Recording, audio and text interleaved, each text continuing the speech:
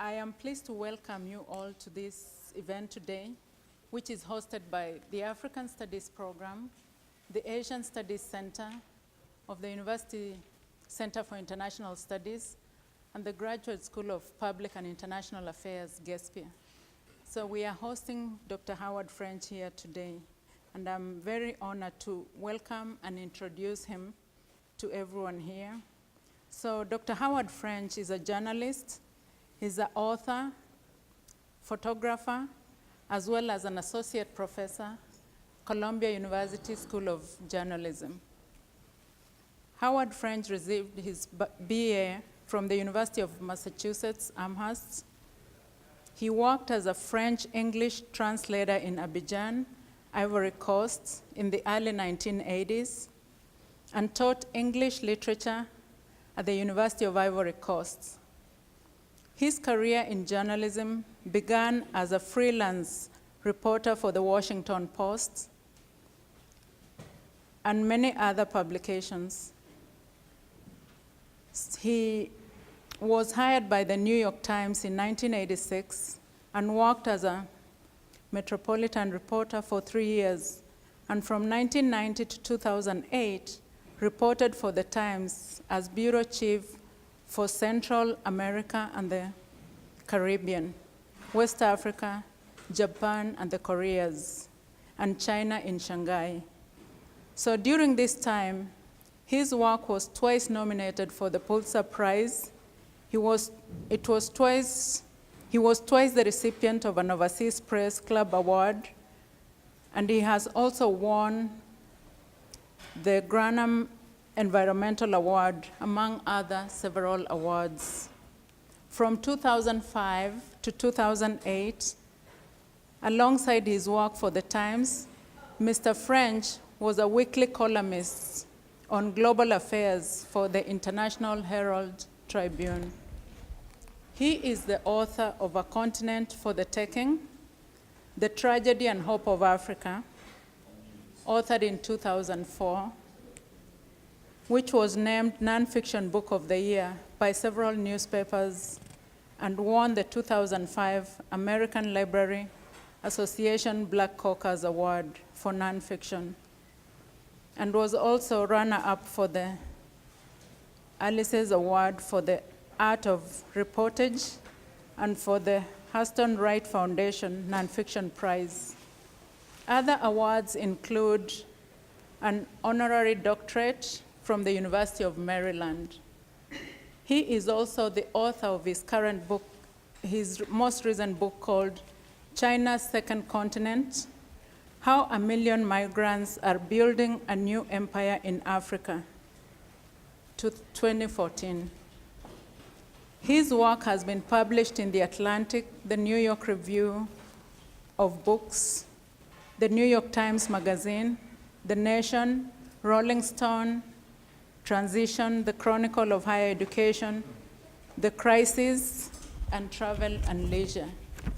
So we are really honored this afternoon to have him here with us. As you can see, he is a very accomplished individual. He is also a documentary photographer whose book, Disappearing Shanghai, Images and Poems of an Intimate Way of Life, published in 2012.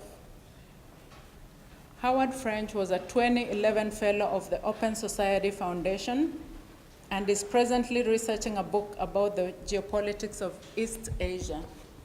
I'm honored to welcome you to the University of Pittsburgh, Dr. Howard French, and for this presentation. Please join me in welcoming him.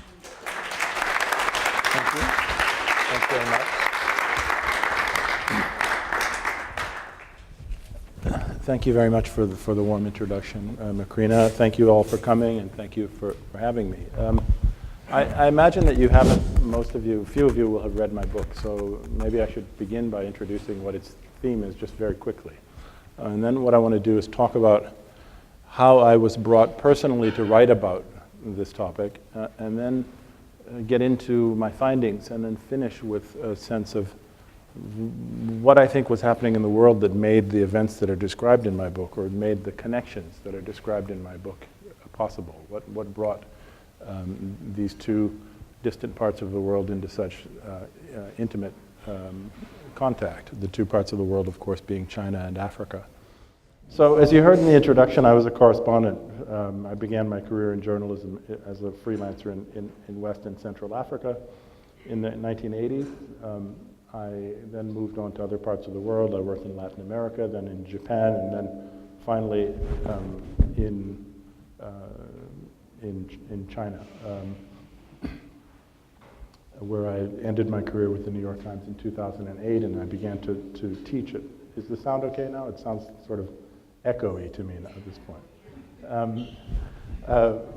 I began to teach in 2008 at Columbia, where I'm on the faculty of the Graduate School of Journalism. A lot of what brings me to the point of writing this book, which is a book, incidentally, as the subtitle says, about the very recent migration of, the subtitle uses the figure 1 million, but I think that's really for convenience sake.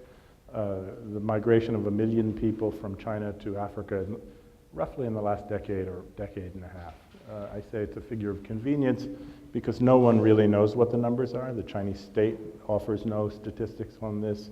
Africa is a continent of 54 countries, and so there's no central repository of statistics covering Africa that would even begin to get at something like this. And this is a good occasion, by the way, for me to say that as we begin in this talk to speak of, as I do throughout my book, about relations between China and the African continent, what we're really talking about is a variety of relationships, a large number of relationships. China has a particular history with most of these 54 countries, and each of these countries has its own distinct realities. And so it's a short... One second. Yes. Some people are having... I want you to understand that when I speak of a relationship, it's really a shorthand for what is a big set of relationships with lots of complexity and a lot of variety. But the book is about how 1 million migrants, nominally, arrived in Africa, to Africa from China in a very short period of time. The figure 1 million has been commonly used in the literature. My own anecdotal sense is, in fact, that probably something closer to 2 million, perhaps getting on to 3 million Chinese people since the mid-1990s have migrated from China to Africa, meaning pulled up stakes and completely moved as individuals or as families from one part of the world, the country we know as China, and to another part of the world, meaning a variety of African countries. So there's a kind of accidental personal history that lies in the background of how I ended up writing a book like this. I spent the first part of my career working in Africa, the middle part of my career working in Africa, and then the last third of my career as a staff correspondent in American newspaper journalism. I was sent, at an unusual point in one's life to a completely new part of the world, and a part of the world with languages that are considered typically to be rather uninviting for newcomers, particularly who aren't, youngsters. And I spent the last 15 years working on East Asia. The last phase of my career actually continues post New York Times newspaper journalism. I continue to work on East Asia. But in my last assignment as the Shanghai bureau chief for the Times, I was plopped in an office complex that happens to be located in a pretty fancy part of town, on one of the major roads of central Shanghai called Nanjing Road. And my office was in a big hotel office complex that was the first hotel of international standing that was created in Shanghai post-reform and opening, the great reform and opening moment in China, which means post-1979. So prior to 1979, China is a revolutionary Maoist state, which is largely autarkic in the way that it runs its economy. Mao dies, Deng Xiaoping eventually takes over, and I'm going to get into some of the economic history of China a bit later in my talk, but the pertinent thing for now is that the country opens up its economy, and this office complex is one of the first international addresses in Shanghai. And so that happens to be where my office is, and I have had this background in the previous 20 years of having spent much of my professional life living in Africa, and even when not living in Africa, thinking about Africa, and having this office that happens to look out onto the driveway, the entranceway of this giant complex. Total accident. I mean, I didn't plan it, didn't expect it, and what happens next I could not have predicted. So I'm literally sitting by the window in my office, looking out over the entranceway, and I begin to notice around 2004, I would say, initially maybe once a month, happened to look up and I would see driving into the entranceway of the Portman Hotel or Portman Complex, which is a hotel and office complex name, a big convoy of cars for a presidential delegation. And so, presidential delegations of visiting heads of state typically go to Beijing, and then sometimes there will be another city or two tacked on to the tour just to sort of give a flavor of China to the visiting dignitaries, and Shanghai is a very popular second destination, and so these were typically people on their way to Beijing or coming from Beijing. And I would look up from my computer and I would see arriving maybe on a rhythm of once a month an African head of state delegation, and there'd be a flag on the car, and I happen to know many of the African flags, and I'd look at, wow, that's interesting. The president of Congo, or the president of Zambia, or the president of Tanzania, or what have you. I didn't make much of it at first, but little by little I began to notice the frequencies picking up to the point where literally it seemed like in some seasons you would have one delegation arriving a week. And I begin to think to myself, there's something important happening here. This is at a time when I'm not claiming to have discovered the topic for myself of again, this telegraphic thing called China-Africa relations. But I sort of more or less stumbled onto this by this accident of personal history at a time when very few people have made any note of this and are writing about it. And so I begin to scratch around and to ask questions and begin to make the case to my editors that this, because of this increasing frequency, that this is something worth taking a closer look at. And so around I guess it was late 2005, I convinced my editors to allow me to do a series for the Times about what's going on between China and Africa. And I take a trip to 3 African countries. And for this trip, I visited Ethiopia, Malawi, and Chad. Spent a few weeks on the ground, and I come back and I write a multi-part series about China and Africa, again, in quotation marks. And thinking back, it's always, there's something always awkward and uncomfortable and sometimes even torturous about reading once. I'm sure many of you will recognize this, reading one's old writing. So you go back and you look at something you wrote a long time ago, and if you've had any personal growth at all since then, you're likely to say, well, wow, was that really me, or how did I do it? Are you kidding? So I've had a lot of occasion to think back now since that time about the way I depicted this thing that I'm calling a relationship, which you will all have understood by now as a bunch of different relationships. And I did I recognized that I did what a lot of people soon afterwards begin to do, and what many people continue to do, and that is to write about these relationships from what we in the journalism profession often call the 30,000-foot perspective. And that means you're taking a very sort of big overview of things and coming to very general conclusions, and by definition almost not going very deep in any particular direction. But when the 30,000-foot view of the China-Africa relationship, if you will, back then, and I'm partly guilty of this myself, was a preoccupation with questions like, what is China really after? And who's winning and who's losing? And I don't think I actually sinned in this way, but a lot of other people who began to write about this around that time or not too long afterwards also began to sort of ask the question overtly or implicitly,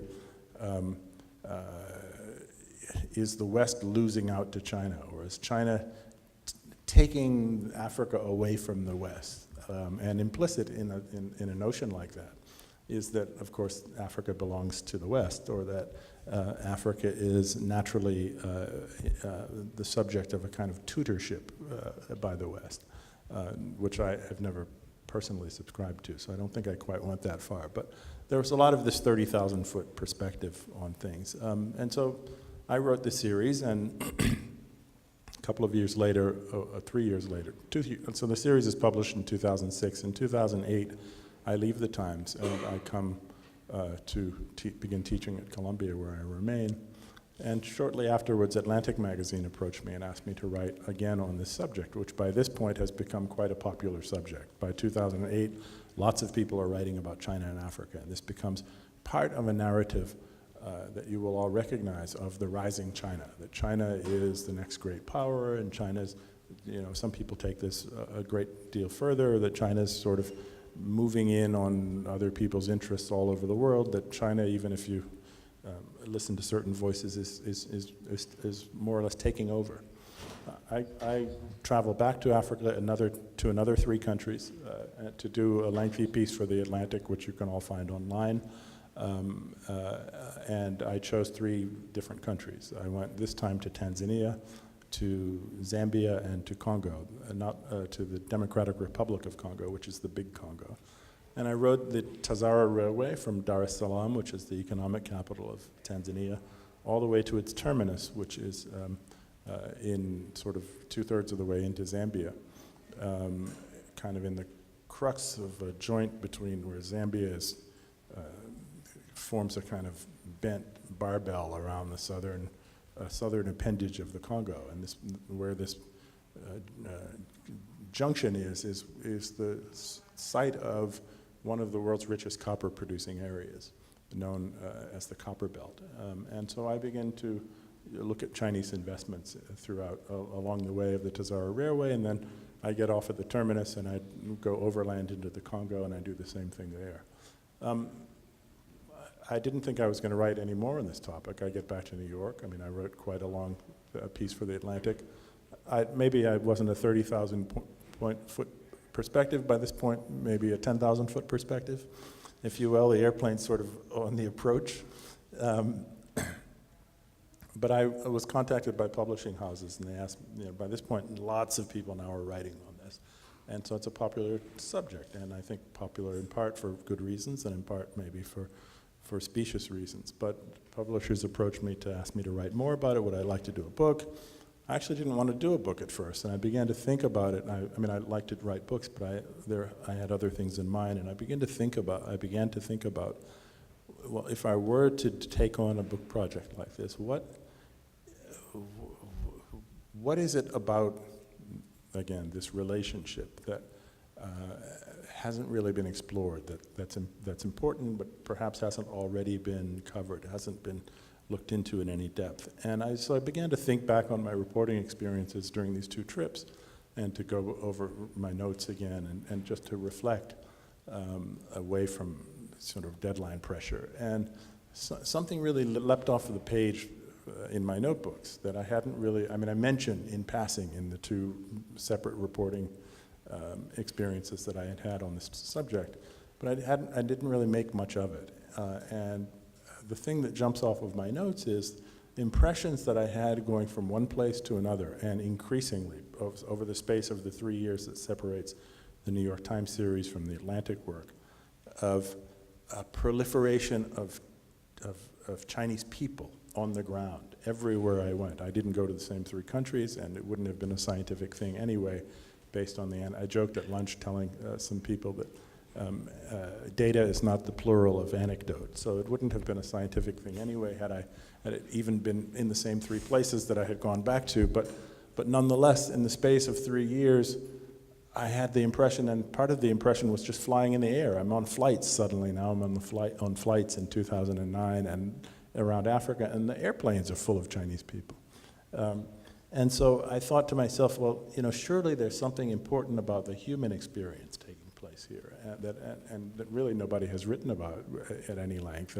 And this is something that I could explore that would add value to the subject and would draw on some of my own abilities, if you will. I mean, I had become pretty fluent in Chinese living in China, and I had a long time experience in Africa and knew the terrain, and so I could put the two together and try to get at the reality of these human contacts that were burgeoning and really sort of taking on a thick dimension everywhere I went in Africa. And so that becomes the subject of my book, and I get a contract, and I spent, in total, over 3 trips, I spent a year on the ground traveling through 18 African countries. I ended up including, I think, 15 of them in the book itself, but I traveled over the course of a year, broken up in 3 trips through 18 countries. And my emphasis was really on exploring Chinese life on the ground wherever I could, getting behind the scenes, now not being at 30,000 feet, not being at 10,000 feet, but being in people's kitchens, being on people's farms, being in people's trading rooms or factories, et cetera, taking long road trips with people, not just, by the way, experiencing from the perspective of the Chinese people on the ground their life of Africa, but also importantly, equally importantly, understanding via communication with Africans of every walk of life their perception of being the employee of a Chinese person, or being the neighbor of a Chinese person, or being a business partner of a Chinese person, or what have you. And so that's really what my book is about. I want to talk about sort of discovery here for a minute, and that is, so how does it, mechanically speaking, how does this come about? And I learned this a little bit via sort of just ordinary research before I set out on this trip, but the story really comes together for me in conversation on the ground with real Chinese migrants, the actual people who figure in this subtitle of 1 million migrants.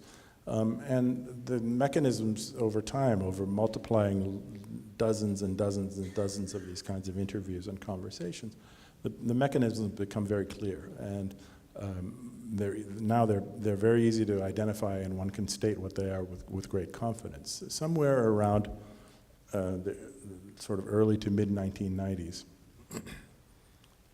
actually, I can put a number on it. Somewhere, well, in 1994, and I don't want to get into this now because this figures in the last part of my comments, but in 1994, the Chinese state begins to encourage Chinese businesses to go to Africa, to sort of view Africa as a new frontier and to prospect for business in Africa. And so the Chinese, we'll talk about how the Chinese state did this and you know, what sort of political effort was required to mobilize this within China. But what begins to happen very quickly in the mid-1990s is that construction companies become the major actors in terms of this Chinese search for business in Africa. And construction companies, the big construction companies in China, tend to be provincially owned construction companies. So these are state companies, meaning owned by government, but they're not typically owned. In fact, they are in terms of what I'm familiar with, none of them are owned by the central government. These are owned by provincial governments.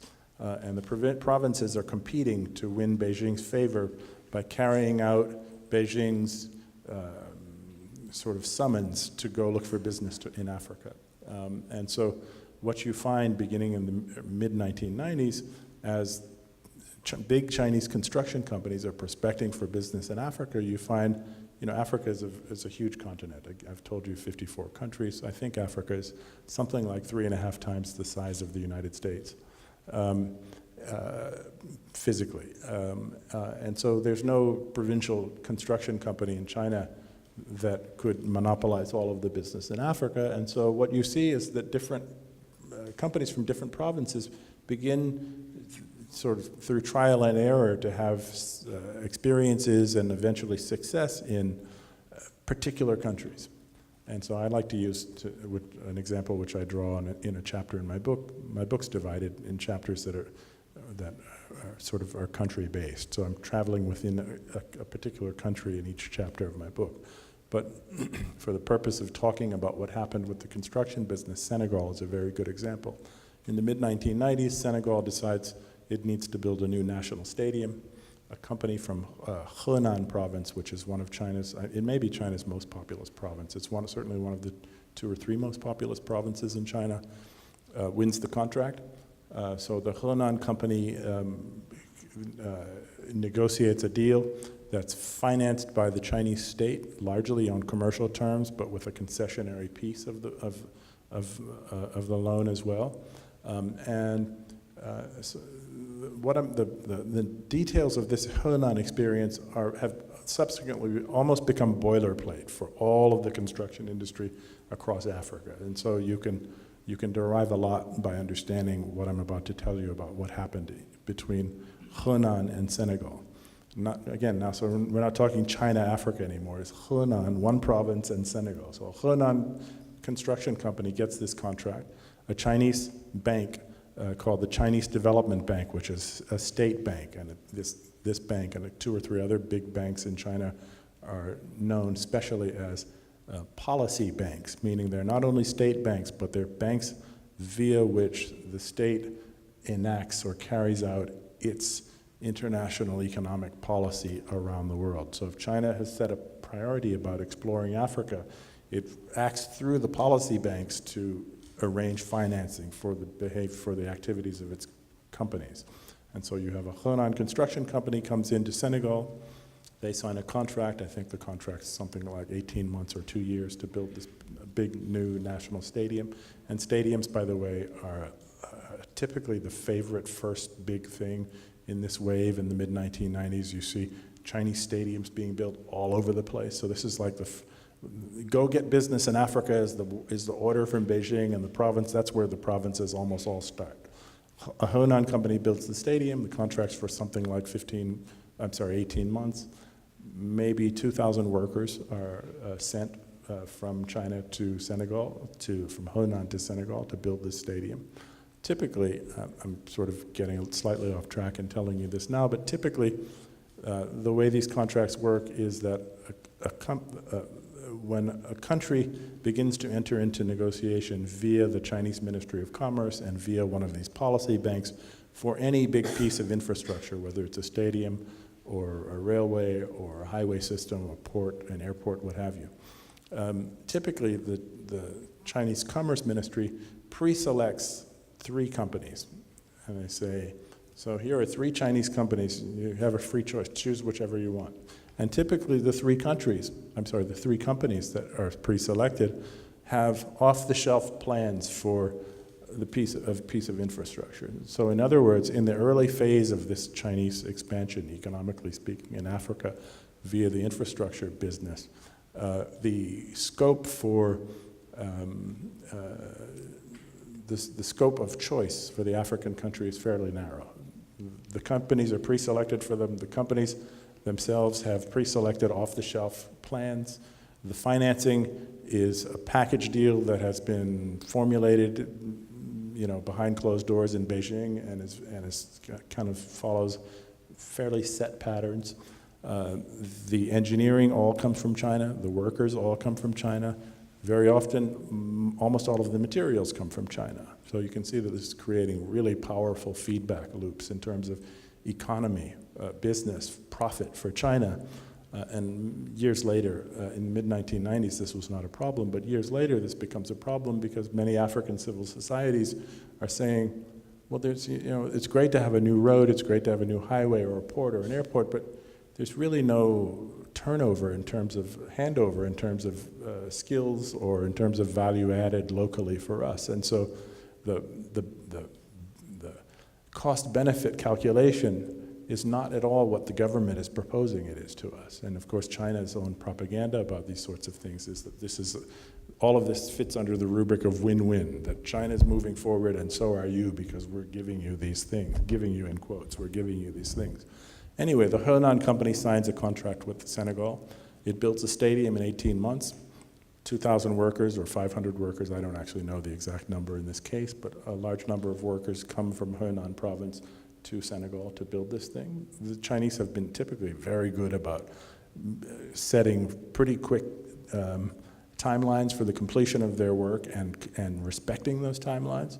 And so at the end of the 18 months or 2 years, the assumption in Beijing in the mid-1990s is that, so the work's done, the workers will come home. Well, something happens that I don't think anybody really expected. Neither the Senegalese, nor the people in Hunan, nor the big planners in Beijing, and that is, you send over 500 or 1,000 or 2,000 workers to Africa. These are tradespeople. These are people who know how to, they're electricians or plumbers, or know how to pour cement, or to do all of the other trades that go into construction. And as would be the case with tradespeople in most countries, including this country, most of them have very little knowledge about Africa. Most of them never even thought about Africa before. Suddenly they're on an airplane to Africa, right? The little bit that they knew about Africa would typically have been probably pretty rank stereotype about Africa. All of the sorts of stereotypes that your ordinary American would have of Africa. That Africa's probably mercilessly hot, and that there's a lot of trouble in Africa, and that there's disease, and it's violent, and maybe it's dangerous, et cetera, right? And so these workers show up. Their salaries, by the way, are banked back in China, and they typically live on compounds, very typically near the construction site itself.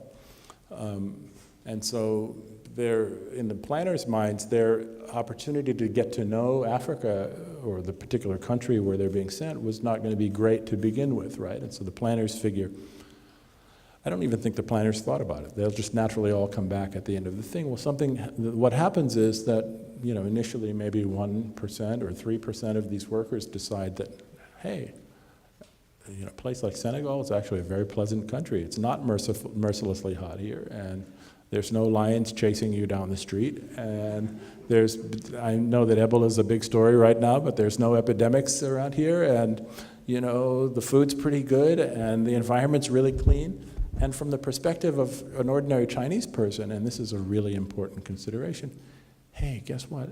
It's not crowded. It's not just jam-packed with people. There's space. In fact, as we drove through the countryside, it looks like I'm speaking in the mind of a Chinese worker now. You're on your bus, driving from the camp to work. It looks like almost the land is just completely open. There's nobody farming the land. Of course, this isn't actually literally true, but this is the superficial impression that the worker will have gotten. And so 1, 3, 5% of these workers begin initially to decide, well, look, I'm not going back to China. I'm going to see if I can, I'm going to transfer my savings, which have all been banked back home at the end of my 2-year contract, and I'm going to try to start a little business here. And so this is the very first sort of the leading edge of this phenomenon that leads to what I think are probably 2 million, maybe getting on to 3 million Chinese people who've moved in a very short period of time to Africa.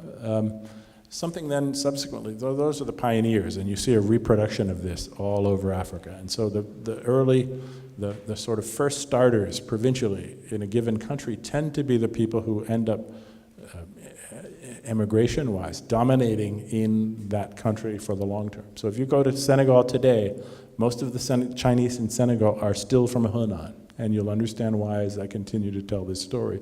Every different country has its own link to a particular province in China that determines, to a disproportionate extent, the immigration patterns of China to that country. And they're typically driven by this first wave of Chinese business via infrastructure development and construction.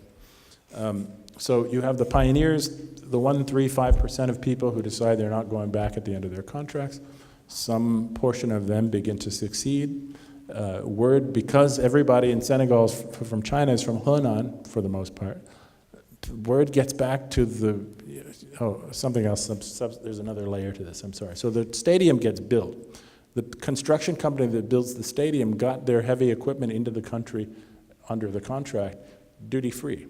And they decide, well, we're going to stay here. We've got our cranes and our earth movers and all our cement mixers. They're here. They've already been paid for. They're here. We're going to just stay here and compete for business and keep competing for business in this country. And of course, once you've got your stuff in that way and you've had one big initial contract, then you have incredible cost competitive advantages over any newcomer, right? So this is another reason why the first starters from a given province then remain the dominant players in a given country. And so the pioneers who peel off and do business and begin to do well, their stories start filtering back to the subsequent arrivals from Henan who do these subsequent construction jobs for the construction companies that remained on the ground.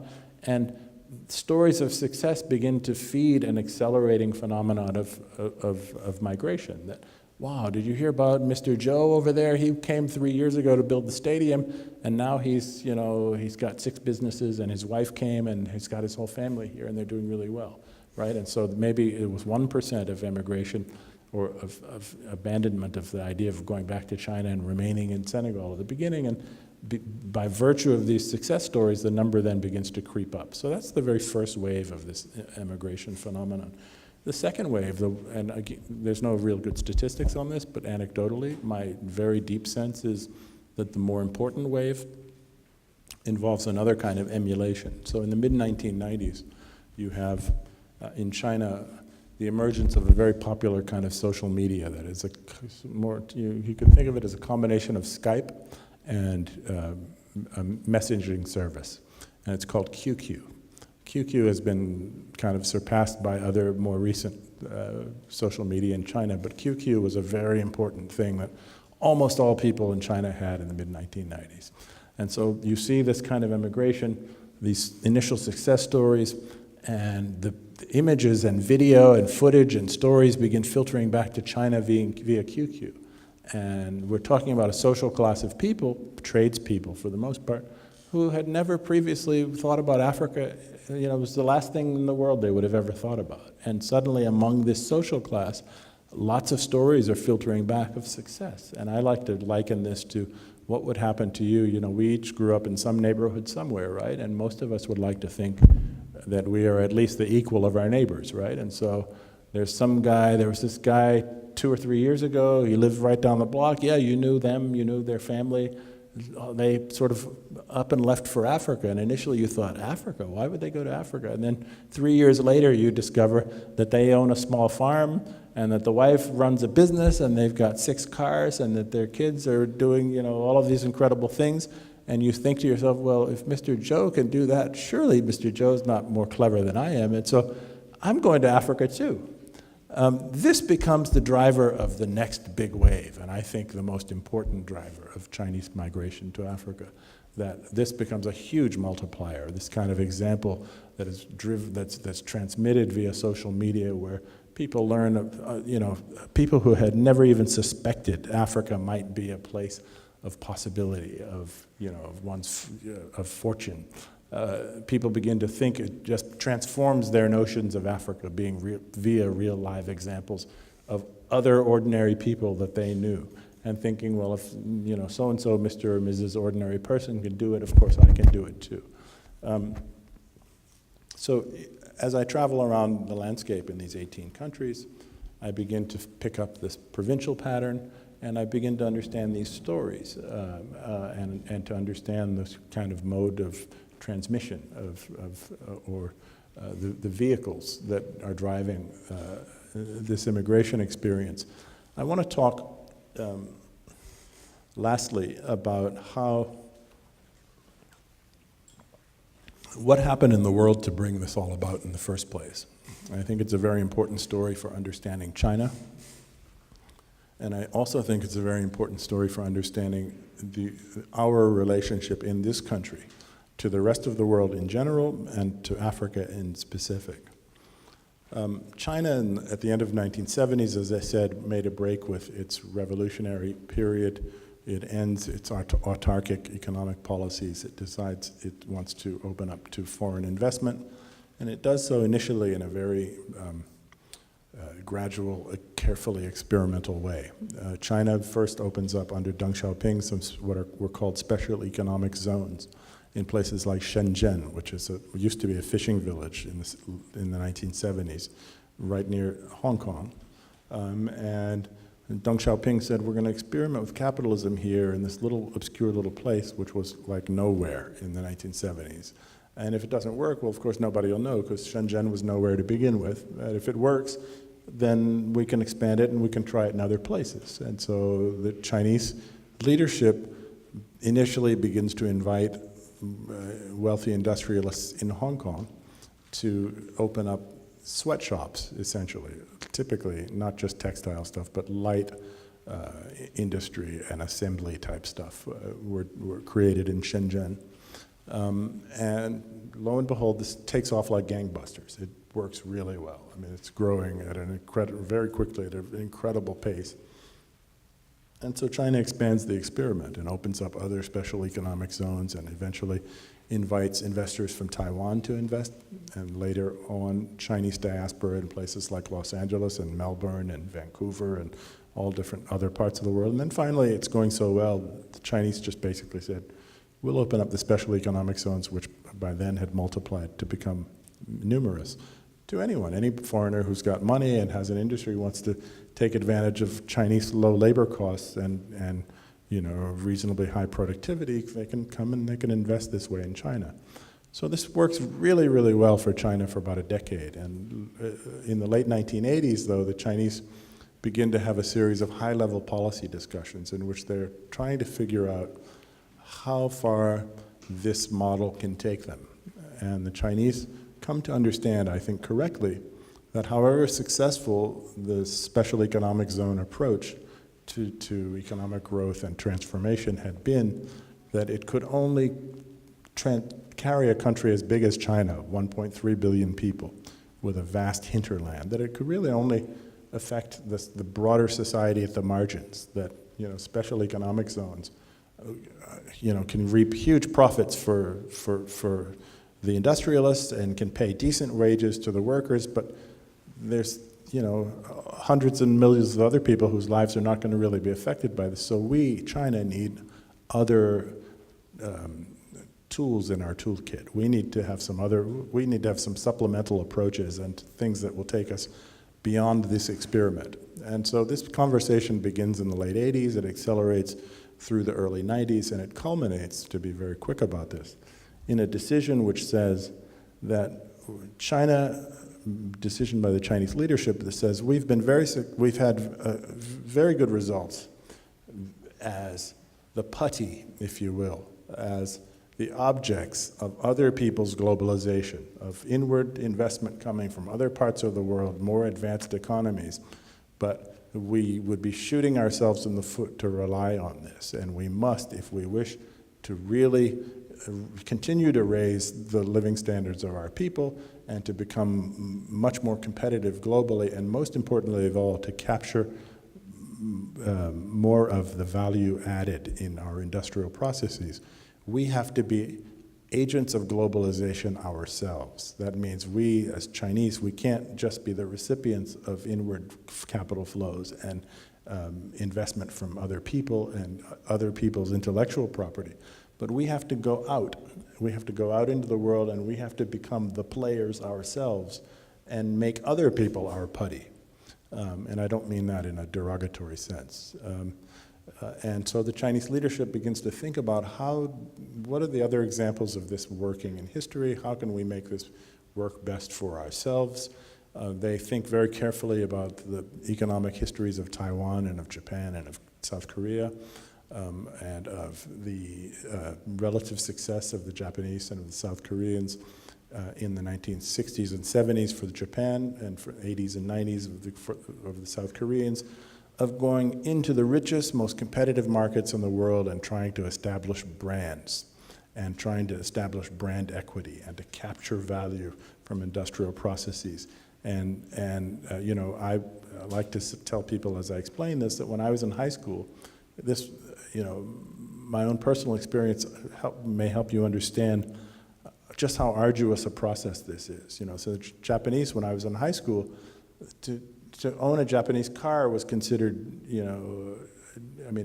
Japanese cars were considered cheap. And so to own a Japanese car, I'm telling you really how old I am, but to own a Japanese car was like a sign of, you couldn't really afford a good car, so you bought a Japanese car. I didn't own a Japanese car, by the way. But I didn't own a car, actually.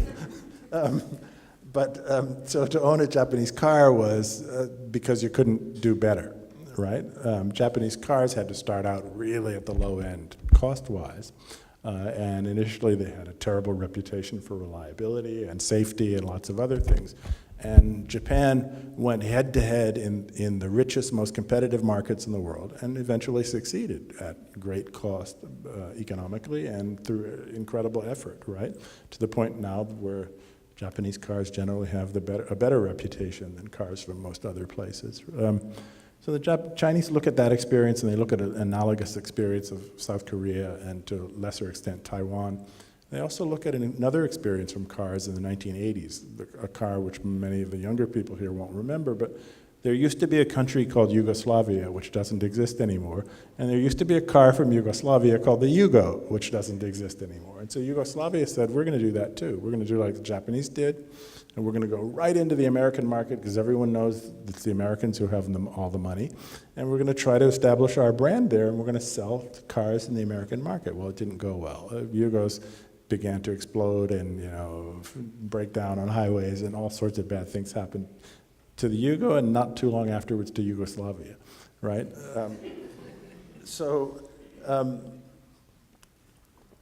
The Chinese begin to elaborate this policy, which comes to a head in the mid-1990s, which says we have to be we have to have more diversity in terms of the nature of the bets that we make than these previous examples. We can't simply rely on the rich markets to establish brand equity. For our best companies, we can do that, but we have a whole other sector of the economy where we should send fledgling companies or in industries where China is not really established into much less competitive parts of the world and have them use those parts of the world as much lower risk breeding grounds or laboratories for Chinese companies to begin to gain expertise and to gain competitive skills and the ability to sort of survive eventually in much more competitive international environments. And the Chinese say, what part of the world would be good for that? And to make this really quick, in 1994, they decided Africa. Through very high-level policy discussions, they said, something's happened in the world. Africa used to be the plaything of the West. At the end of the Cold War, the Europeans turned all of their attention to Eastern Europe in terms of their global economic attention. The Western Europeans thought, well, we've got this sort of captive population here that's no longer living behind the Iron Curtain, and they're generally well-educated and will happily work for reasonably low wages, and so let's absorb those economies into our economic sphere. And so the Europeans, who had colonized Africa, after all, begin to really divert their attention or turn their attention in a radical way away from Africa and primarily toward the East. The Americans go on this extended walkabout, which continues even to this day, which says, let's go look for Muslims to have wars with. We'll go have wars on terror. We'll have a war in Iraq, and then we'll have a war in Afghanistan, and then we'll have another war in Iraq, and then we'll have, and so that's basically what happened to the Americans, and we've spent, many trillions of dollars in that pursuit. And the Chinese are thinking in the mid-1990s, well, what's happening in the world? There's this part of the world called Africa, 1 billion people, and there's essentially nobody home in terms of international competition. There's no one paying attention to it. It's just sitting there. It's waiting for, somebody who wants to do something with ambition there, and it's perfect for us because we've got all of these sectors of our economy where we would like to develop global players, but we can't, for most of them, in most of these sectors, we would get our skulls crushed if we just went straight into the richest, most competitive markets. So this is the perfect experimentation ground for us to cut our teeth in whatever we're trying to do. And there's a whole range of economic activities that the Chinese are now doing this in Africa. It starts with construction, but it continues across the board. There's Chinese, all kinds of household good companies that are building brand name familiarity in Africa, raising whole new generations of Africans will grow up thinking, we think that if I ask you to name the names of a washer and dryer, well, you'll say Maytag and you'll say Whirlpool. If I ask you to name what is the name of a mattress, you'll say Sealy or Posturepedic. If I ask you to say, what's the name of a toothbrush, you'll say Oral-B, or you'll say this or that, right? Well, the Chinese are training, by virtue of investment, generations of Africans to associate the first choice, the sort of default choice of consumer goods of all kinds. And this is not just consumer goods, but it gets into other things, more sophisticated things like electronics and the like, and automobiles for that matter. But there are a whole generations of, the Chinese are making a bet that if we take the long view in Africa, we will train generations of Africans to accept our brands as the default choices for them. Now, where this becomes interesting for an American audience is that a thought could even occur to somebody. You know, we think of Africa as, if we think about Africa, and I don't mean necessarily you in this room, you've after all come to a talk about Africa, right? So that presupposes at least some latent interest in Africa. But your general American, if they think about Africa at all, they think about Africa the way that I said the Chinese tradesperson probably thought about it. It's terribly hot in Africa, and there's a lot of trouble. And those poor Africans, don't they have lots of diseases? And, you know, can we go over there and have our church donate a school to them? Or, you know, in other words, Africa in our conception is a problem. Africa is a problem that needs to be solved somehow, either because we have wisdom policy-wise that we can sort of foist on them, or because we, from the goodness of our hearts, we can go and kind of take care of them, or whatever, right? Africa exists essentially in our minds as a problem. And the Chinese didn't come to Africa from that perspective at all. The Chinese came to Africa from the perspective of Africa is a place where, like any other part of the world where you have large numbers of people, there is, by definition, lots of economic opportunity. Africa is an economic space. That is an incredibly revolutionary thought in this environment. The last thing Americans think of in terms of Africa is Africa being an economic space. That's the starting point from the Chinese perspective of Africa, that Africa is an economic space. I've told you the long game notion of building brand equity in Africa and why that appeals to the Chinese. There's a couple of other things I'd like to say about that, and that is, so the Chinese know about the division of profit in industrial processes. Most of you have smartphones in your pockets. Most of those smartphones are built in China. Most of those smartphones are branded under foreign brands from the perspective of the Chinese. They're iPhones or they're Samsungs or what have you, right? Let's say your smartphone costs $1, just for discussion's sake. Probably 15 cents out of that dollar is captured in China in terms of the actual profit that derives from manufacturing that sophisticated device called a cell phone. And the cost to China of capturing that 15 cents is pollution from industrial processes and pretty raw labor conditions. In other words, workers working 12-hour shifts in conditions that you wouldn't be able to get Western people to work in, and you would not be able to afford to pay Western people to work under. And so China's paying a very high price to capture a minority slice of the profit from these sorts of industrial processes because it doesn't control the brand power behind these processes. And so that is the reason why the Chinese want the equivalent of the Sealy mattress and the Apple iPhone and the Toyota of the future to be, for Africans to be of Chinese origin, because if they control the branding, it doesn't matter. In the future, the Chinese might not even want to build the things in China. They understand that Apple captures 65 cents out of the dollar of their cell phone, and the Chinese capture 15 cents, and the Koreans and the Japanese capture the rest of it. Well, Apple's not building any of this stuff in the United States. It's the design and the marketing that are generating the highest value added and are responsible for the greatest piece of the profit. So this is the model that China is trying to transition to, having done the light assembly and having done the heavy polluting and very crude, brutal, labor-intensive kind of industry that carried China through the first phase of its economic change. The other piece, I may have gone on as long as my host would have liked me to go on. But the other piece that needs to be mentioned of how this got into the minds of the Chinese in the first place is very important.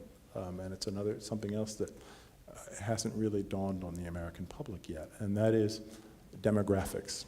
So the Chinese began to understand in the 1990s that mid-1990s, so this was just an inkling then, but there are middle classes already in mid-1990s sprouting up in lots of African places. And we're thinking about Africa as misery, unrest, disease, bad human rights, turmoil, et cetera, right? The Chinese have begun to notice that African governments in the mid-1990s are actually investing at a tremendous rate in education. That Africa, in terms of the percentage of state spending, I'm speaking in the aggregate about Africa, and of course every African country will have its own particular details in this regard, but in the aggregate, Africa ranks very high in terms of spending on education now as a percentage of state expenditure. The Chinese are seeing this, and they're saying there's middle classes that are growing, and the Africans are spending a lot on education.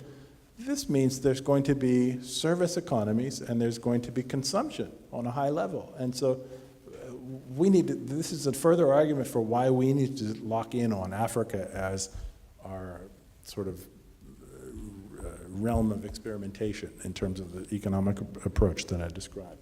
The final thing in terms of demographics, of course, is the sheer growth of the African population.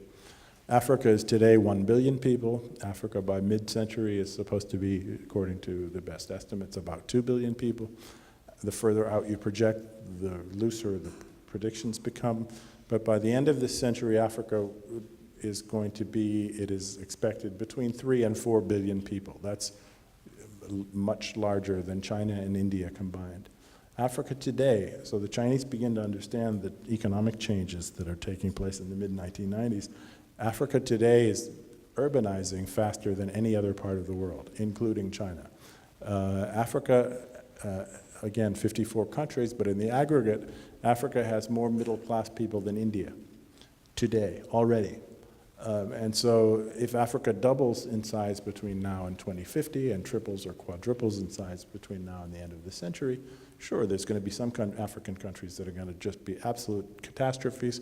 I actually believe there will be some African countries that disappear, that will no longer be countries. They'll be absorbed through other processes. They'll break down and become reabsorbed, and Africa will reconfigure itself in various ways. But there's going to be a lot more middle-class people in Africa by the middle of the century and by the end of the century than there are today.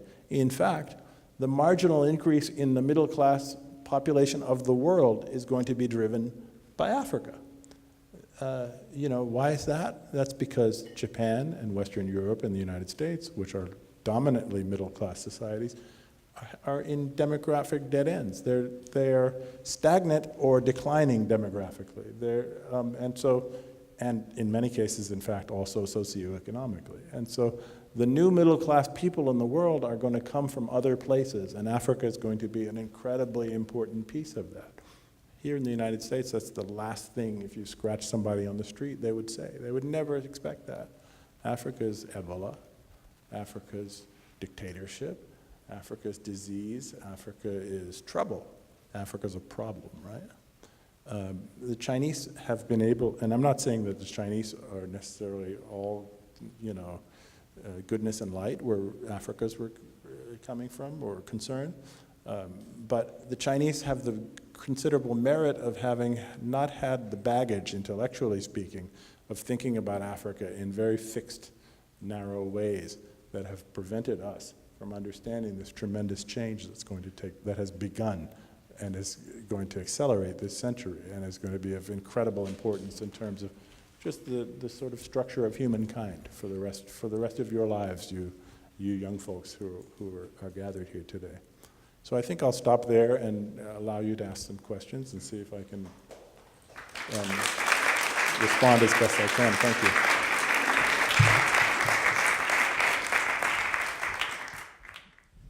I gather from your introduction that you have a background in French African affairs as well as Chinese. And I'm curious, your story about the Hunan company which builds the stadium in Senegal. Certainly it seems to me that in the 70s or 80s, that would have been a French company under Giscard d'Estaing or Mitterrand. Are you sensitive to, or do you follow the discussion about China's expansion into Africa in the French press or in French political circles? What is the French take? Is it a sense of threat? After all, France's position in Africa, France Afrique, is probably the largest engagement by any Western country in Africa in the late half of the 20th century. I wonder if you could speak to that point. Sure. So actually, I think that probably the UK has a bigger investment in Africa than France does. France has has sustained greater political involvement in Africa, certainly in an overt way, than the British have. You know, France. I described this moment at the end of the Cold War where the Western Europeans turned their attention eastward, and France did that too. The French actually begin to see, in the 1990s, begin to see Africa as, they don't come out and say this openly, but if you look at their policy decisions, particularly things that are happening in the European Union, it's pretty clear that they begin to, they start to see Africa for the first time really as a burden.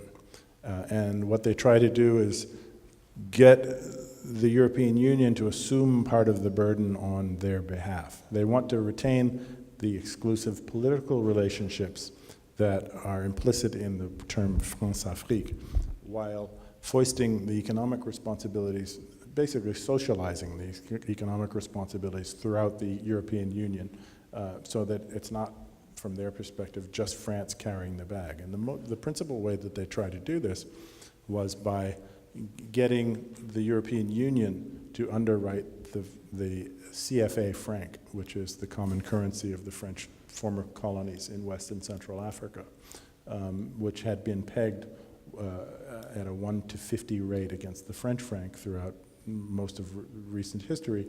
And they said, well, look, let's make this, since we, France, are joining the euro, well, we have to sort of Euroize this currency. And by Euroizing there's two of them, by Euroizing these two African currencies, it's actually what was happening is a clever way of getting the European Union collectively to guarantee these currencies, and so France no longer has the sole responsibility of doing this. So France is, as you'll see in the 1990s, beginning through a variety of ways like that to kind of try to reduce its exposure to African economies. They'd made the calculation Africa is not a competitive part of the world. You know, we've got this incredible investment in Africa. The Americans have NAFTA, they have the Mexican economy, which is growing really fast, and they can rely on for lots of industrial production, et cetera, et cetera. Africa's kind of baggage for us, economically speaking. So the French get locked into a mindset like that, and by the mid-1990s, it's precisely the moment the Chinese things that I describe are beginning to take place. By the time the French realize the extent to which China has moved on Africa, they're completely caught, excuse me, I mean, how do you say this politely? I mean, they're caught with their pants down, basically, you know? It's like they've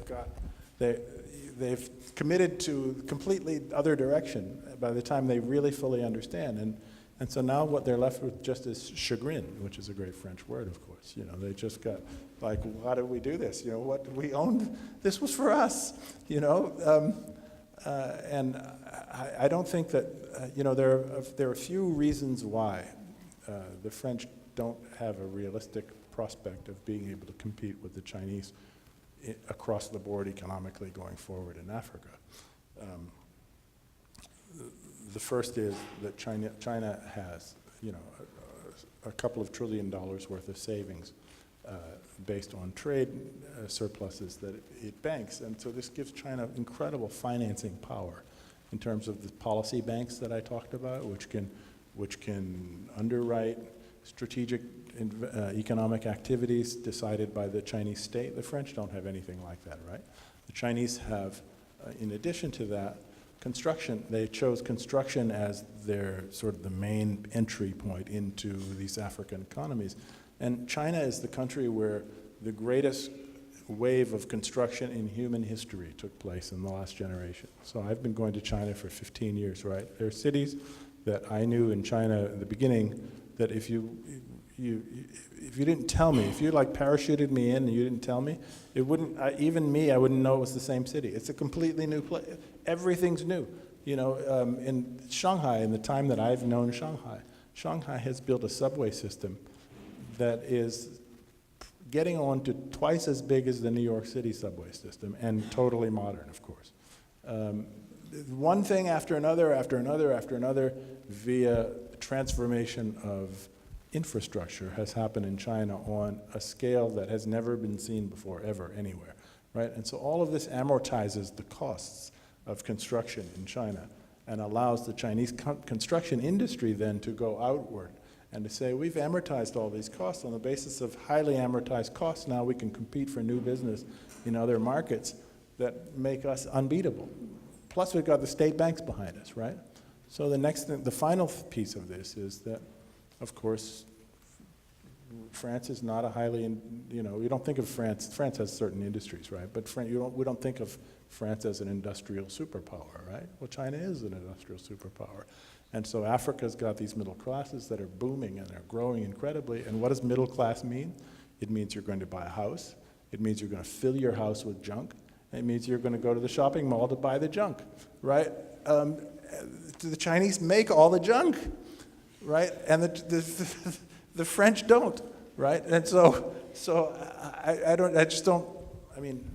don't see, France is left with sort of picking and choosing kind of strategically where it can compete, whereas the Chinese now have a kind of soup to nuts approach. It does strike me as interesting that the French still maintain a security role in Africa, and it may well be that the Chinese are gaining the economic fruits while not paying the security cost.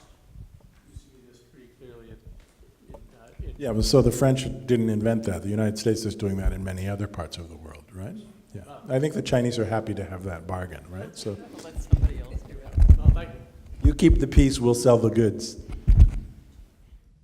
I wonder if, I'm going to ask two questions if I may, but you can disregard the second if you need to. The first one is, can you talk a little bit more about skills transfer? All these, you mentioned it, all these Chinese construction companies are coming in. Is there skills transfer to African people? And the other question is, what about resource extraction in Africa? Are they mining things? Are they doing things like that?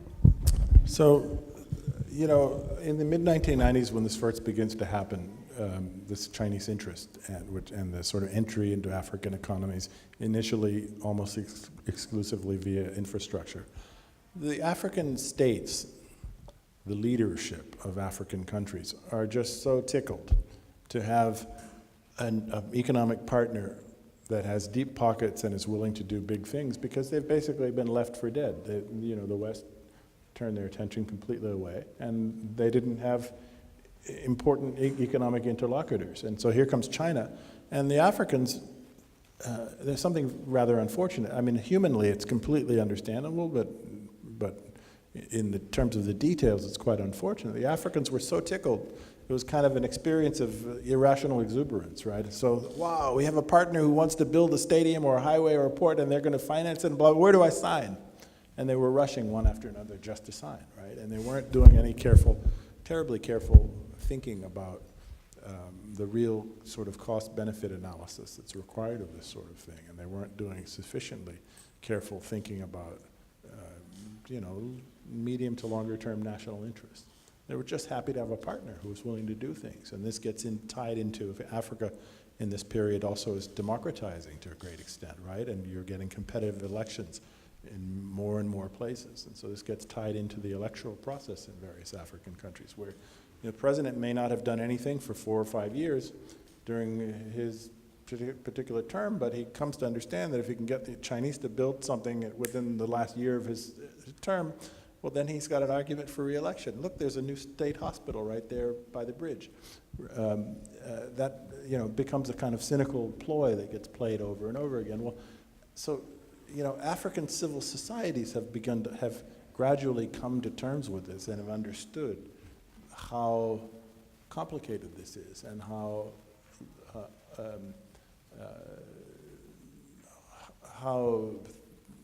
untrue it may be that the argument that's given by the state, the African state in question, and by the Chinese state in every instance, that this is a win-win proposition and this is good for Africa, how untrue that may be. It may be really good for Africa in some few cases. It may be sort of good for Africa in some other cases, or for the African country in other cases.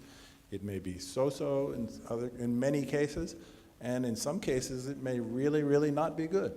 And so the African civil societies have been the agents for sort of injecting a dose of reality and skepticism and saying, wait a minute, not so fast, let's think really carefully about this. And by virtue of those sorts of processes, which make the Chinese state, by the way, uncomfortable, because the Chinese state suppresses its own civil society and is used to dealing on a state-to-state basis with other actors around the world. That's its preferred mode of interaction. The Chinese state has gradually and increasingly been brought to take into account these sorts of concerns and to amend their practices. And one of the big concerns has been, to get around to your question, whether, skills transfer is a really important piece of how you evaluate the value of a deal, of any kind of deal, right? So in sub-Saharan Africa, in most environments, you have rainy seasons. And if you build a highway in a country that rains, the average life of a highway may be less than 10 years. And so the Chinese have come in, and the way the Chinese structure these deals is that they have often had the African countries collateralize the financing of whatever it is they're building based on the guaranteed supply of a particular natural resource. It could be, depending on the country, cobalt, copper, uranium, bauxite, iron, what have you, right? Well, these are finite resources. There may be more discovered later, but as far as we know, every country knows, well, we've got 20 years of this or that or the other thing in the ground, and so they're signing off 20 years to build a highway that may only last 10 years. It could be that the 10-year highway is a good deal if the highway is part of an integrated plan that's going to produce all kinds of other value and production down the road for the African country. But where it's almost always never going to be a good deal is if at the end of the 10 years, you're still paying for the highway's dead. It's, now it's reduced to it's a crumbled roadbed because you didn't get the skills transfer that is required, A, to maintain the highway properly, to extend its life, but even more importantly, B, so that 20 years from now, at the end of your bauxite or whatever it is, you don't need to ask somebody else to build a highway. You have already mastered that process. In fact, there's nothing terribly complicated about building a highway. There's some pretty important fixed capital costs, but in terms of skills, it's not, excuse me for the cliche, but it's not rocket science, right? There's no reason that any African country should be giving away 20 years of a main resource via locked-in collateralization of a contract for something like that without understanding, perfectly by the end of this process, how do we do this ourselves in the future? And the best place for them to look at to understand this is China itself. China in the post-1979 period never had a foreigner come in and build highways for them. You won't find a single instance of it. The Chinese, in fact, said, beginning in the 1980s, we want foreign investment, but we're going to insist with every kind of foreign investment, that we have at least 49% and typically 51% ownership, we, the Chinese side, in whatever this project is, but even more importantly, that there be a very explicit calendar of intellectual property handover.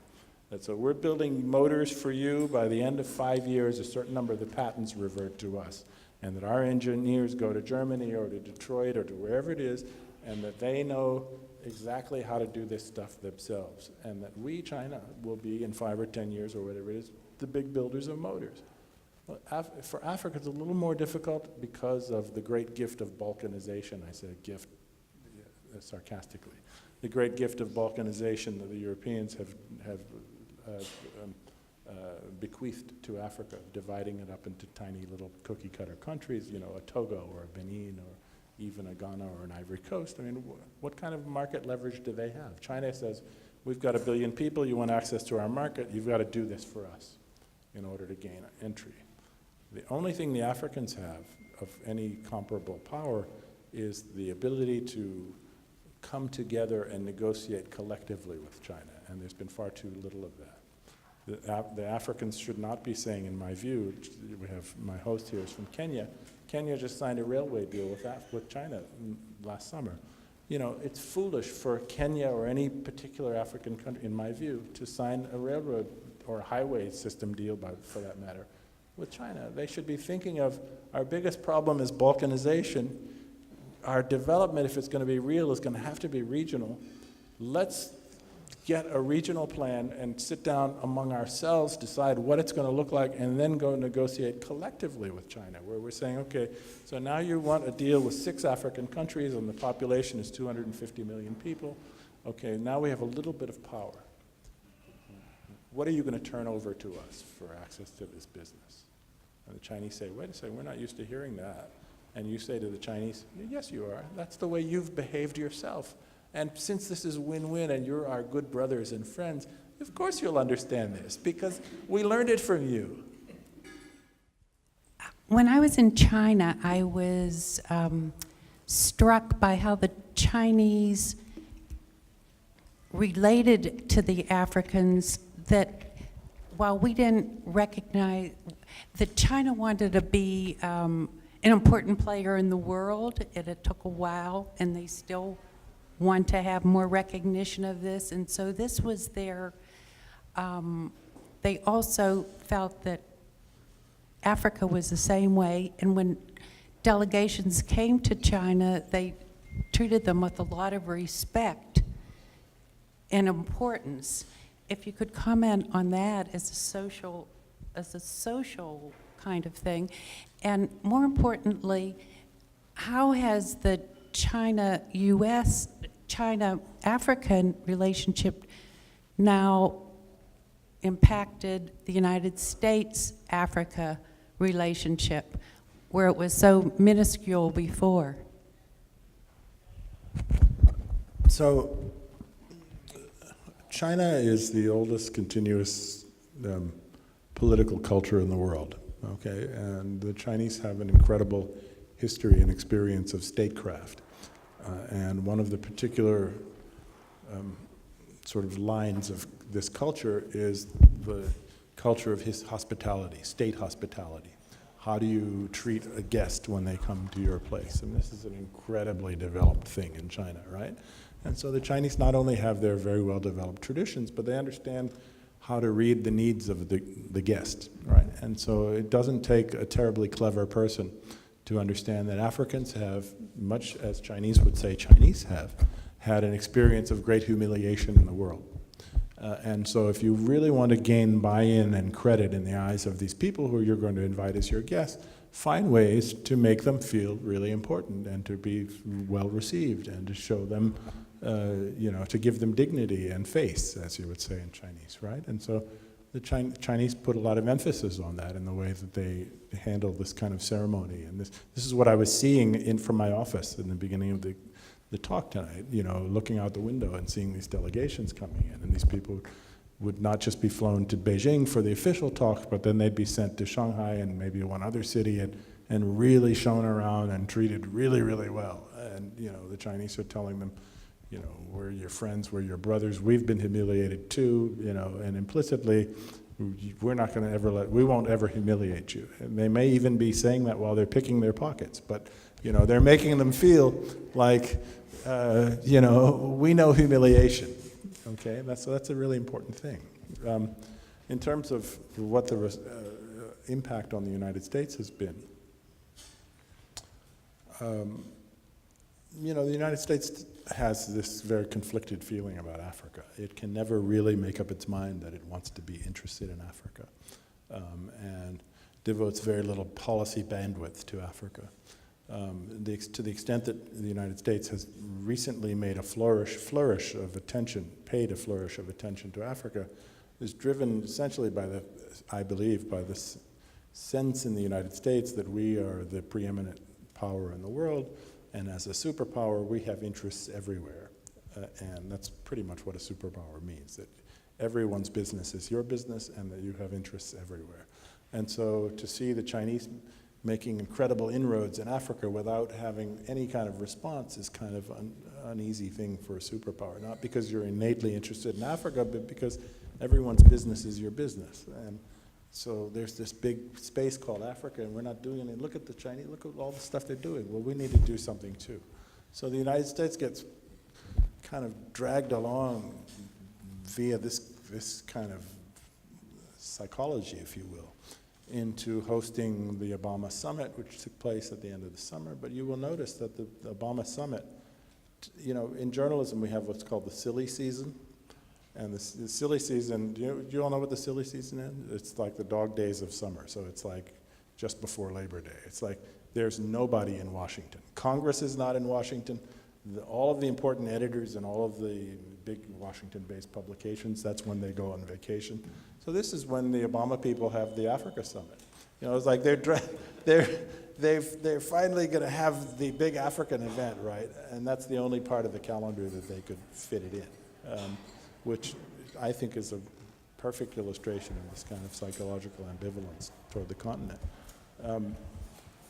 The final thing to say about China, so I don't think that China and the United States economically, in fact, I talked about how in some of this 30,000 foot coverage, some people would write from a perspective of, who's China? China's taking Africa away from us, or, you know, China's winning, that means who's losing, or are we losing, by the things like that. There's not so much head-to-head, potential even presently for head-to-head economic competition between the United States and Africa, and that's because the structures of the, between the United States and China and Africa, and that's because the structures of the economies are so different. You know, the United States economy and the Chinese economy are very, very different economies, and so the areas where the Chinese are making fortunes in Africa are not areas in which the American economy would have been likely to have even been prepared to engage with Africa, even with the right psychology. And so I don't think that China's economic gains in Africa are really to any important extent coming at the expense of this economy. Where we are losing as Americans is by not understanding for our own purposes the opportunity that exists in Africa, because we're incapable of understanding Africa as an economic space. So I appreciate the reminder, of course, that Africa is not a country, which has been coming up all too often with discussions of Ebola recently. But one thing, or several things that you've talked about, tie into what are older historical traditions about migrancy and seeing Africa as an economic space. It's just that, say, the West hasn't treated Africa as much as an economic space for since 1989, certainly in the end of the Cold War, as it had done during the previous years. But there are older historical patterns. Indentured Indian immigrants in South Africa who decide not to leave and create a thriving, economically competitive subculture. So, but what seems new is that structurally the collateralization of this, the guarantee, and several scholars who've written about this have written about, you know, China's gonna make sure it earns out of this, which wasn't always the case with certain development projects back in the 60s, 50s and 60s and 70s to the same, perhaps, tight degree, and that they're trying to colonize a space that is a growingly middle-class service-oriented rather than the basic extractive industries of before. I wonder if I could ask you to talk a little bit about going from the macro state level where perhaps countries are being too uncritical in reading the fine print, and talk a little bit about what you said the other part of your work was about, which was looking at how Africans receive this. Because of course in the past, there's been lots of tensions, racial, ethnic tension over economic competitiveness with people who are perceived as carpetbaggers of whatever variety. So how are Africans perceiving those Chinese who decide to stay? Are they responding to them generally positively? Does it just, as with all 54 countries, does it just depend on where you're talking about?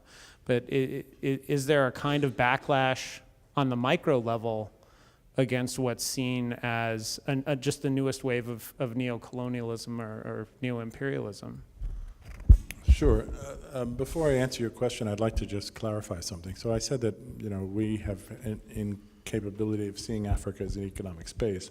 Prior to 1989, I think that was also true for the United States, not for the Western Europeans, but for the United States. We had certain enclave-type businesses, especially hydrocarbons, where we were able to see Africa as an economic space. But in terms of general economic interest, there's very little from the United States. We saw Africa as a place of superpower competition. We want to line up our clients, and the Soviets are lining up their clients, and it's spy versus spy. It's a zero-sum game. So they make a gain here that's a loss to us. We make a gain, it's a loss to them, et cetera. It was not about primarily economics, I don't think at all, really. I don't think the United States business interest in Africa was never great, except in hydrocarbons. So what do Africans make of these relationships? Of course, me now putting the relationship in plural should suggest that it's a very complicated thing. The first thing I think I'd have to say is that the most remarkable thing of all to me about the huge movement of peoples from China to Africa in this brief period of time is that, with the exception of Zambia, and to a lesser extent Ghana,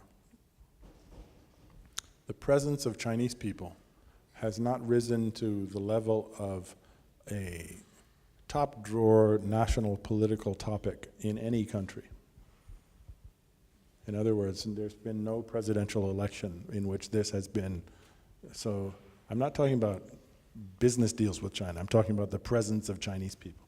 There has been no African country outside of Zambia where this has been a really top-drawer issue of, political debate in a presidential election.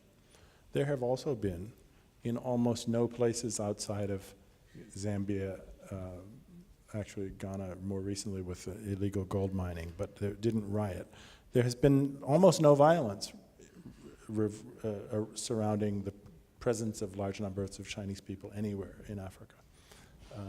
That is really remarkable. So, 3 million, a million, let's call it a million people move in the space of a decade from China to a variety of African countries, and there's almost no violence, and it's not a big political factor in terms of elections.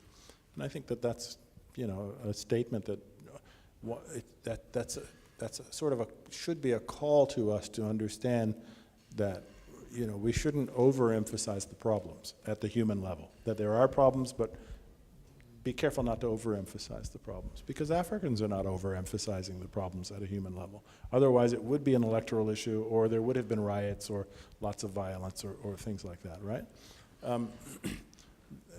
The other thing I would say, I guess, is that the response is really dictated at a sort of human level, on the ground, by a couple of really important factors, and I think that I'll explain both of them, but the second one is, I think, going forward, going to be the more important one. So the first one is the structure of the African economy. So if the Chinese move to a country, and I've said Zambia a few times in this answer, but if the Chinese move to a country like Zambia, which has a long history of mining, and therefore has a big mining culture, and as part of its mining culture has a very deep and highly elaborated labor culture, the Chinese are in for a very steep learning curve and surprises, pushback in an organized way that the Chinese didn't show up expecting, and had no reflexes for understanding in their own society, because there is no independent labor in China. There's no independent labor union or organization of any kind in China, right? And so they show up in a country, and there are a number of mining companies. Mining becomes the major motor of unionization in Africa. And so the countries that have mining traditions have very long and deep labor histories. The Chinese come to those countries not knowing what civil society in general is like, and not knowing what organized labor in specific is like at all, and very quickly have to begin to, rethink their approach and get lots and lots of pushback all the time, constantly, right? So that becomes a major feature in terms of how the Chinese are received, whether or not there's a mining industry that has, a deep labor history. And you can sort of plot this on the map. You can, if you know a little bit about, each African country, you'll know right away whether or not that's been the case. The factor that I think going forward is going to be more important is agriculture. So Chinese people have not, this whole thing, no topic of land grabbing that people raise concerns about around the world in general, but in Africa in specific. And a lot of people have, not based on a lot of information, posited that China is a big player in land grabs in Africa. That has not so far been the case. In fact, companies from India have bought much more land in Africa than Chinese have. But African land is on the radar for China. And going forward, I have no doubt that Chinese individuals and companies and maybe even provincial interests will begin to seek to acquire control of agricultural land in Africa. Africa is the part of the world where the greatest amount of productive land is not under the till. 60% of the farmable land that's not productive in the world is in Africa. And so as the world's population grows, and as Chinese people become themselves much more affluent and then can afford richer, more diverse diets and have higher expectations in terms of those diets, there's going to be and this same thing's happening in India, and the same thing's happening in lots of other populous parts of the world, right? Pressures on African land are going to increase a lot. That 60% of land is going to come under a great amount of pressure.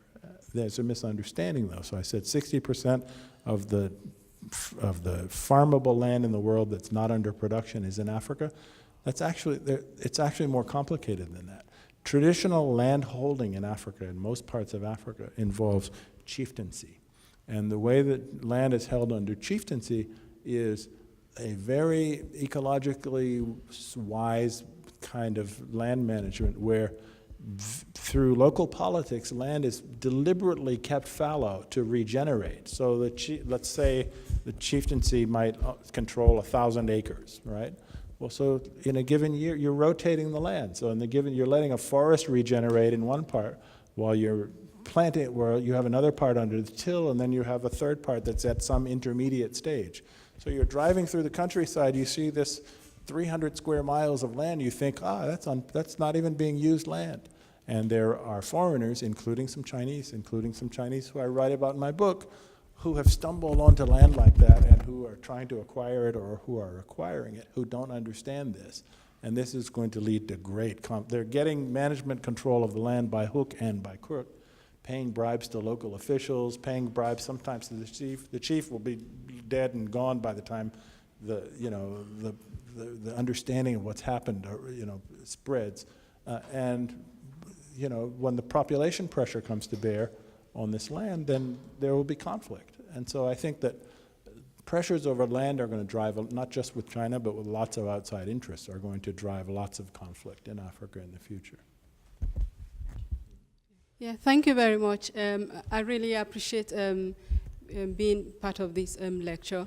I'm originally from Nigeria. My great concern, because I've always thought in the last year or so, I said, what's going on here? And I had the opportunity to teach in Tanzania for the past 2 years, and I've observed, a lot of Chinese in the country, and even to the point that the department at the University of Dar es Salaam, I see a lot of Chinese coming to learn Swahili because they want to learn the language, if it's not English or so. So I said, there's something going on here, and I've done a bit of reading.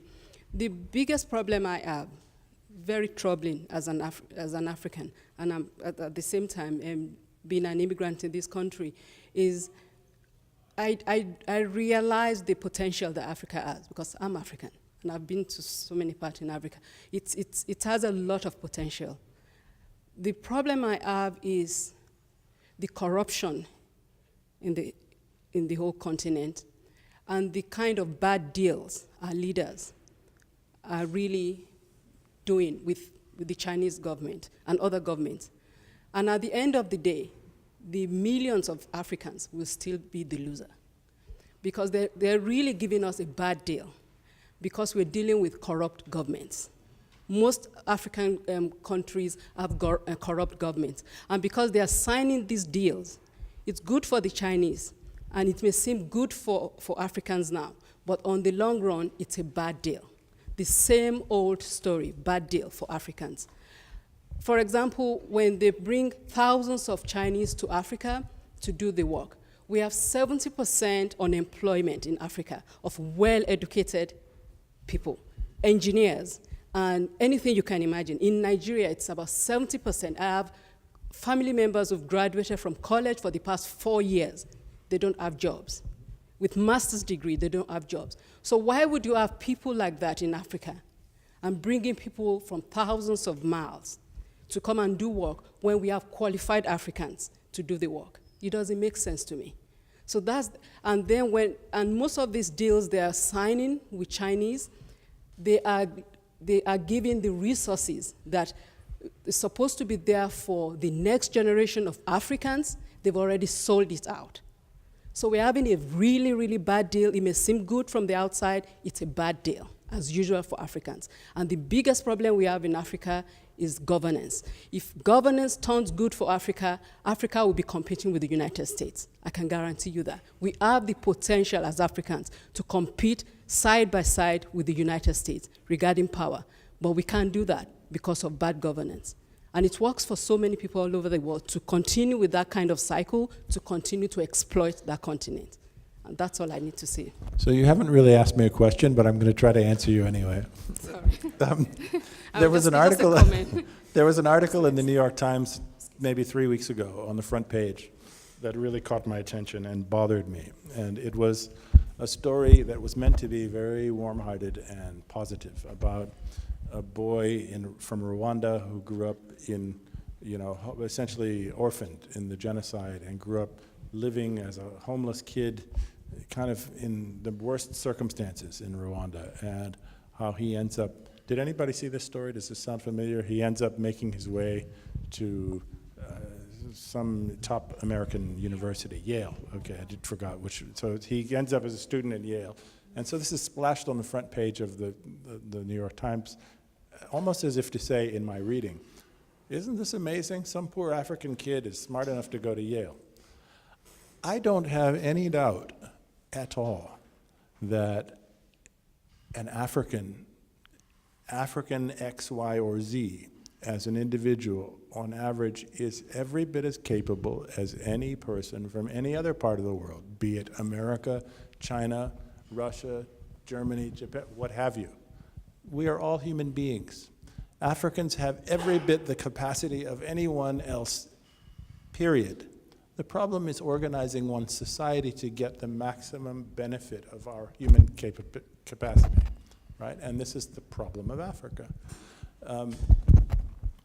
Really, the answer is, and I'm calling it an answer, but it's a very complex problem, is providing, I believe, for increasingly democratic processes where there's more and more transparency and where the public has more and more say over the terms of these sorts of relationships, and where the people who govern are forced to govern increasingly in terms of national interest as opposed to in terms of personal interest.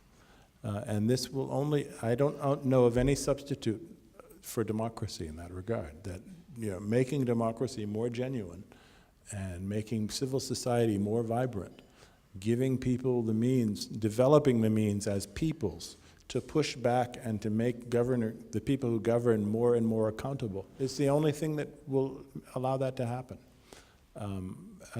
And this is a struggle, and it's a struggle that's taking place right now in Africa. And I've been working on Africa now nearly for 40 years. And there have been moments when it would have been very easy to do the lazy thing as an observer and thinker about Africa and just say, well, Africa is the way it looks like before my eyes, meaning that Africa is kind of has an innate character and that it's static, and that's just the way Africa is. But when I pinch myself and I think back about the Nigeria that I knew in the 1970s, and I knew Nigeria well in the 1970s, and the Nigeria that I knew in the last year, I know that Africa is not a static place, and I know that none of these places are static places, and that there are lots of dynamic processes unfolding in lots of African countries, and in fact, there's lots of positive change, even in Nigeria. I saw you shaking your head. You know, Nigeria in the 1970s was very rich, but it was a big mess. You know, it was Buhari in power, and you know, lots of these, you know, really awful people.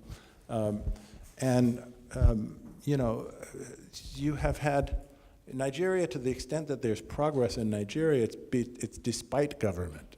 You know, you have Nigerians, these incredibly dynamic parts of Nigeria that are, you know, where people at a lower level are doing all sorts of interesting things to improve their lives and to improve the circumstances of their immediate environment and are making a difference. And it's this incredibly awful government that's sort of sitting on top of the society like a lid that's preventing the thing from, you know, just like you said, we can compete with anybody. You're going to have to compete with anybody. You know why? Because Nigeria itself, by the end, you heard my population projections. Nigeria itself is going to be bigger than the United States before long.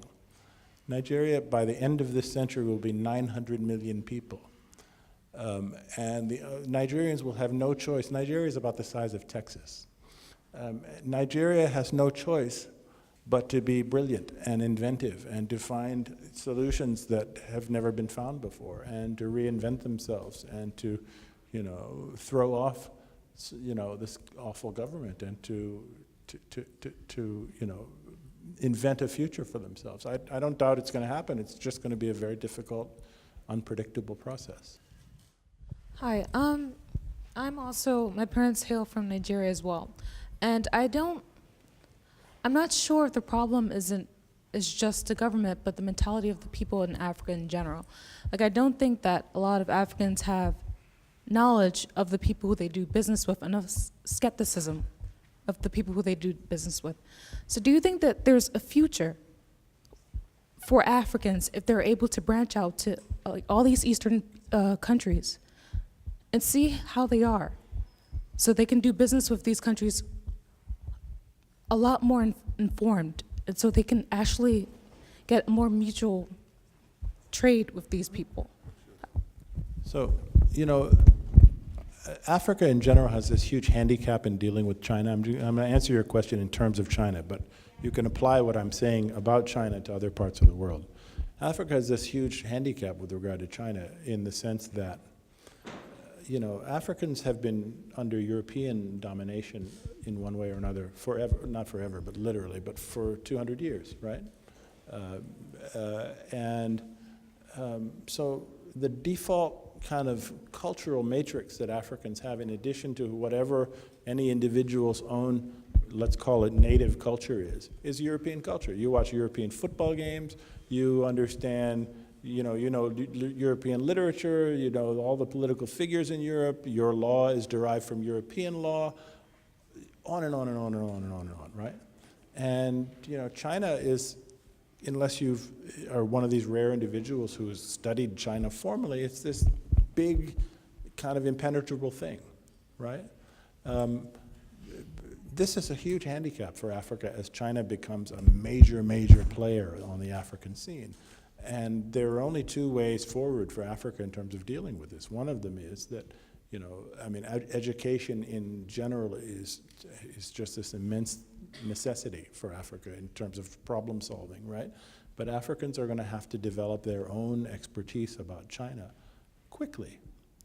Africans can't rely on Europeans, read my book, please, but don't just take my word about, so this is what China means for my country. You as each African society needs to come to terms with China for yourselves. That's really, really sort of irreplaceable, right? And you're coming from a very handicapped position because of this European legacy. The other thing I would say is that, you know, nobody is going to develop Africa for Africans. You know, the Chinese are coming, doing all of these things, and I'm happy that African countries have more and more partners. More and more partners is great, but do not ever suffer under the illusion, which Chinese propaganda would sometimes encourage, that this is about developing Africa. This is about, and what I'm about to say, not because Chinese people are bad. Chinese people are pursuing Chinese interests, and that's what Chinese people should pursue. You know, Africans need to learn how to pursue African interests, right? And so don't expect there's going to be somebody coming from some place who's going to fix your country. You know, the English didn't do it. They actually created the recipe for a very dysfunctional country to begin with. The Americans, who sort of govern lots of stuff in the world, they're not going to do it. The Chinese who have just shown up and are doing all, they're not going to do it. You know, if you're a Nigerian, it's either the Nigerians who are going to do it or it's not going to get done. If you are a Tanzanian, it's either the Tanzanians or it's not going to get done. No, but where in history have we seen one country develop another country? I don't know what the example is. I haven't found that. It's not going to happen. So it's an awakening that has to take place in African societies, and I don't think you're doomed. I just think that it's a struggle that has to be engaged. Thank you for your talk. I really enjoyed it. So I find it very interesting when you talk about like the different perception about like how American people see Africa and how Chinese people see Africa. And you see, like you said, like Chinese people like tend to see Africa as economic space. And I thought like long before that, like since like the new China was established in like 1949, like China started to build all their like political like friends, and then we always see like we say like we need to build friends in the developing world. That will say Africa and other like less developing Asian countries. And I always like learn that from my historical books. Like, I'm like a native Chinese, and then we talk about like African is our best friend, and they are the buddies who carry us into the United Nations. And I just feel like it's very interesting when you talk about like in the 1990s. I feel like it's not Chinese people started to see Africa as a economic space, but Chinese people started to see everybody as economic space, and then we kind of see everybody as like a walking piece of gold, and how can we like absorb that capital? But I just want to ask you a question for like very like a smaller like a human perspective. I just want to ask you like, from your interviews with all these Chinese people in African countries, like what are their like citizenships situation? Are they like change their citizenship into African countries, and also what their future plans are? Like I have contact, like I learned from some Chinese immigrants in European countries, and their plan is to, okay, I change my citizenship into a European country's citizenship, and I gain all the social benefits, but my future plan is always make enough money, I will go back to China and enjoy my life there. I'm just wondering, like, do you know what like Chinese people's plan, like in Africa, like? Yeah. You'd like to hear? Okay. So, you know, there's this thing going on with China that China has, as a civilization, has the greatest story there is. You know, it's like we in America, we think we have a good story, right? Here in Pennsylvania, you have Philadelphia, you've got the Liberty Bell, and you've got all the great story, right? The Independence Hall, and, you know, all that stuff, right? The Chinese story has been going on for 250 times longer. Literally, do the math, right? And involves all kinds of stuff that inculcates pride and sort of identity, strength of identity among Chinese people. So Chinese people go out into the world seeking opportunity, and they've got, I mean, Americans do this too, but I'm talking about the Chinese story to suggest that the strength of the Chinese, this anchor of Chinese identity is even stronger in the Chinese experience, typically, where yes, you're venturing forth, and you may actually end up staying in Europe, or you may end up actually staying in Africa or wherever else you went. But somewhere in the back of your mind, you're still Chinese, and you've still got this Chinese identity, and you've got this knowledge that if at any moment, should you decide to go back to China, it will still be your China. That it's China, I'm Chinese, I'm part of that story. I want to go back to China, I'm going back to China, right? That's a position of strength for Chinese immigrants. So the people who are the most, I mean, there are people in my book from a variety of backgrounds, but since I'm talking about migrants, we're talking by definition of people who wish to stay somewhere for the long term, right? That doesn't mean they're necessarily going to die in this country or their children are going to grow up in that country, but these are people who have made really long-term decisions about making an economic gamble, changing their life by pulling up stakes in wherever they lived in China and setting up shop in a new business somewhere in Africa, right? In order to have the security that allows you to do that anywhere in the world, the first thing you're going to want to fix is your immigration status, right? And the immigration laws vary from country to country. And Africa's got lots of different countries, as I've said, right? And so, you know, in some countries you can become a citizen relatively easily. Some countries allow you to be dual citizens with no problem. Some countries don't allow you to become a citizen easily, but allow you to become a permanent resident easily. Some countries don't allow you to become a permanent resident easily at all. Some countries allow you to own land. Other countries don't allow you to own land.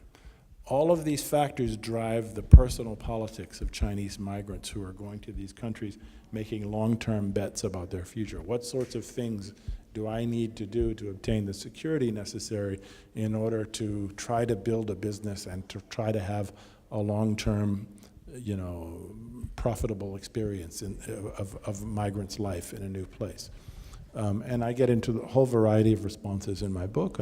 It's hard for me to summarize in one word, so what is it that they do? But I'll give you, you know, I'm very often asked in talks like this, you know, about intercultural relations between Chinese people and Africans. And lots of people ask me kind of what to me is a very funny question. So do Chinese people marry with African people? Do Chinese people have children with African people? I mean, it strikes me as a kind of a funny question because the answer seems to me quite obvious, right? I mean, so if, as the subtitle suggests, there's 1 million Chinese who have gone to Africa in 10 years, what do you think? I mean, do you think that 1 million Chinese, 1 million of anybody can go to some other place and not have relationships with the people? It strikes me as highly unlikely, right? And so yes, Chinese people have had lots of relationships with Africans on the ground in Africa.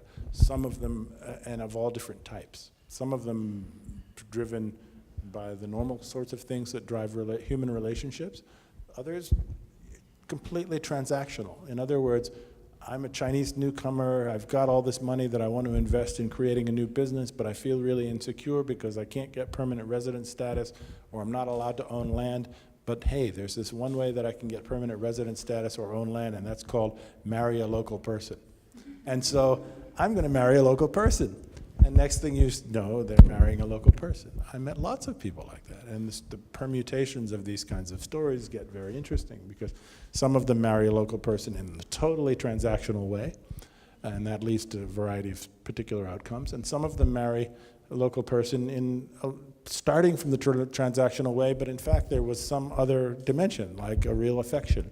And they didn't start out thinking necessarily it was going to mean the rest of their lives and an emotional connection, but that's what it turns out to be, right? And so this is just the normal range, from my perspective, of what human life is like, right? And why it's just funny to hear that question sometimes. So do Chinese people, and I don't just get asked by Chinese people, you know, others ask the question, Chinese people, they have children with African people? I'm like, anyway, thank you.